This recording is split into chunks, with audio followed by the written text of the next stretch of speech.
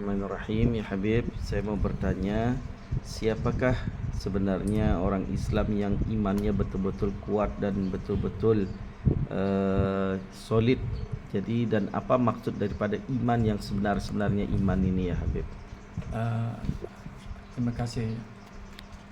Inilah dia ya, kita sama-sama ya berkata dengan yang benar, yang apa yang perbuatan kita ada dua malaikat yang menyaksi, kiraman katibin, sebelah kanan dan sebelah kiri.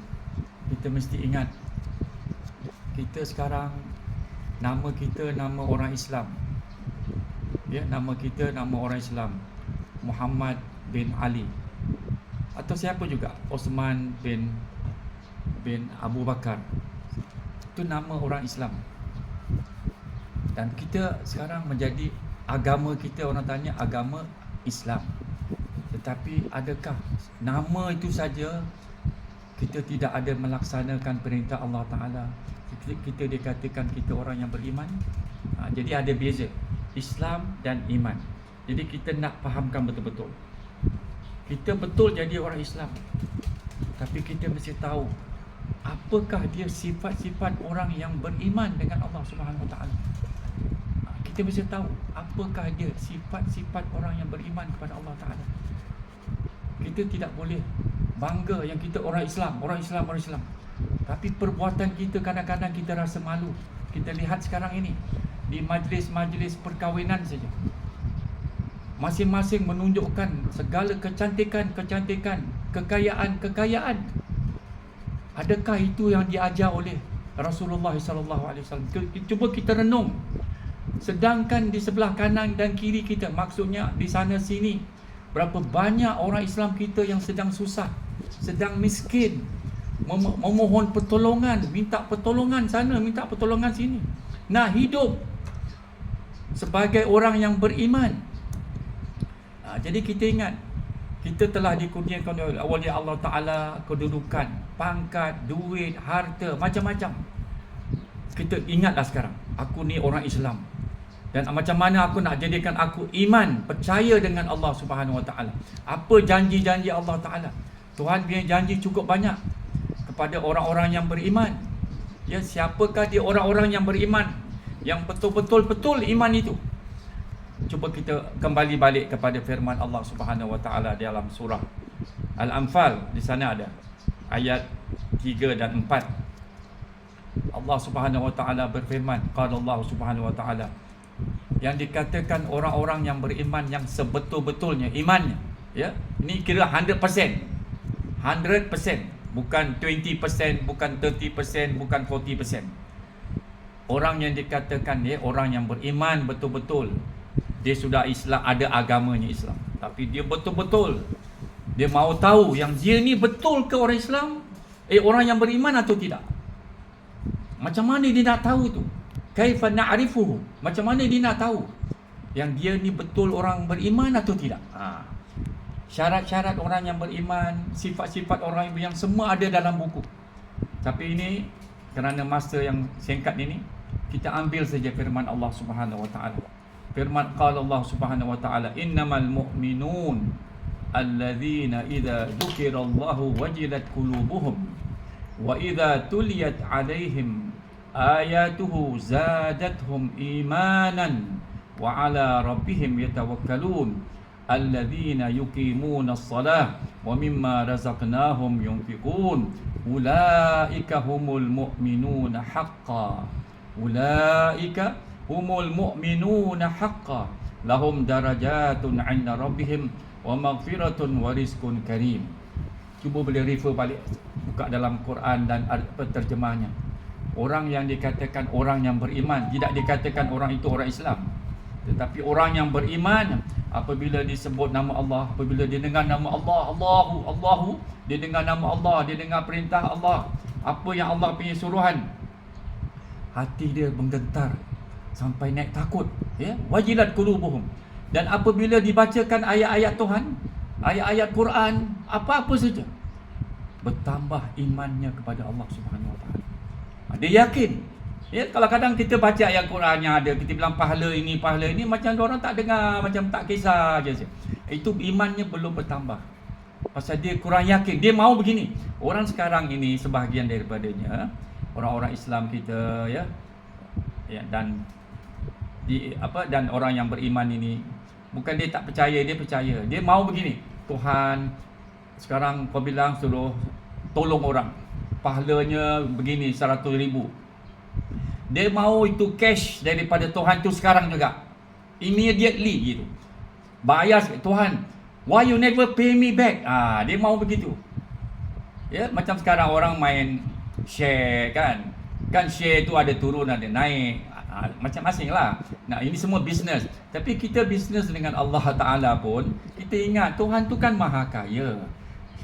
Allah boleh bayar balik. Tapi dia bayar macam-macam. Mudah-mudahan dia selamatkan kita daripada bala, dia selamatkan daripada penyakit, dia selamatkan anak-anak kita daripada segala keburukan. Kita tak tahu. Bayaran Tuhan ini, dia bayar cash nanti. Bukan dia tak bayar. Tapi kita tak maulah macam sekarang 10,000. Tuhan, I want cash, Malaysian money, 10,000. Singapore money, 10,000 gitu. Mana boleh turun duit dari langit? Tak masuk akal tu. Jadi beginilah jadi orang yang beriman tadi ikut ayat Quran tadi, dia mendengar nama Allah Ta'ala saja ya, hati dia sudah menggetar, takut terus. Dan apabila dia bacakan ayat-ayat Quran, bertambah-tambah imannya. Dan kepada Tuhan mereka lah mereka berserah. Ya, mereka betul-betul yakin kepada Allah Subhanahu Wa Ta'ala. Lepas itu apa lagi yang dikatakan orang yang beriman itu? Dia mesti semayang. Kalau tak semayang tak boleh. Alladzina yuqimunas salah. Dia mesti mendirikan semayang. Kita ada 5 waktu kan semayang. Walaupun kita sibuk dunia sana, dunia sini, kita sibuk pekerjaan sana, tapi waktu semayang kita mesti semayang. Ada 10 minit, bukanlah semayang tu sampai 1 jam, setengah jam. 10 minit pun kita semayang, ya. Kita semayang. Wa mimma razaqnahum yunfiqun. Dan apabila kita telah dikurniakan oleh Allah Taala, ini nak ingat ni. Rezeki, kita dapat pekerjaan, kita gaji 5,000, 10,000. Apalah salah kita ketepikan sedekah kepada orang. Orang tu susah, orang miskin. Apa salah? Janji Tuhan ada kan? Tuhan bilang, I will pay you back. Aku boleh bayar balik. Tapi kau tak percaya ke? Macam mana? Kalau kita tak percaya, maknanya kita tak ada iman. Itu yang terus-terang dari ayat Quran. Siapakah? Tuhan beritahu lagi. Siapakah orang yang beriman itu yang sebenarnya? Ulaika humul mu'minuna haqqan. Itulah tadi yang disebut dengan yang diberitahu tadi itu. Itulah dia orang-orang yang beriman. Dan bagi mereka apa? Lahum darajatun 'inda rabbihim. Mereka dapat pangkat besar. Jangan kita sibuk pangkat dunia saja, pangkat ini, pangkat general sana, general sini. Tapi kita ingat ni Tuhan punya darjat luar biasa. Tuhan akan kurniakan apa? Darajatun 'inda rabbihim. Dan apa lagi keduanya? Wa maghfiratun wa rizqun karim.